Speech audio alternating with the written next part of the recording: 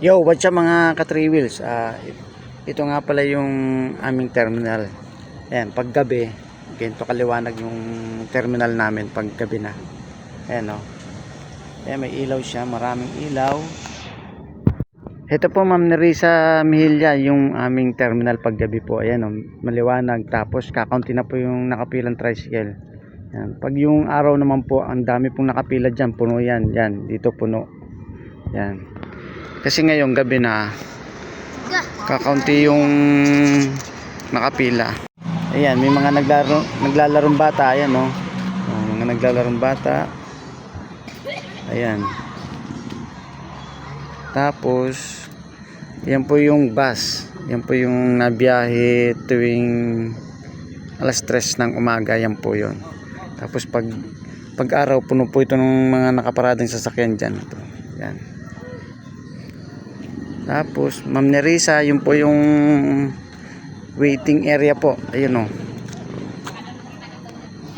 Yan po yung bus na nabiyahe sa umaga 3 AM.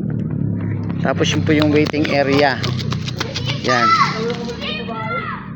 walang mga nakaupo kasi gabi na. Tapos may oras po dyan. Ayan po, may orasan po dyan, makikita nyo. Ayan o, kaso may naano ng ilaw eh. Ayan, wala ka ng oras o. Ayan, time check 7:37. Ayan. Ayan, dyan po naghihintay yung mga pasahero. Ayan, ngayon wala ng pasahero. Ayan. Tapos Ma'am Nerissa, ayan po yung terminal namin. Ayan, yung mga tricycle nakapila. Ayan, may paradaan po dyan ng Bukatoda. Tapos yan, Siltoda. Yung may SUV pa oh. Tapos doon po yung jeep sa kalapit ng SUV. Ayan. Ito po paggabi. Ito po paggabi dito. Ayan o. Ayan. Paggabi na.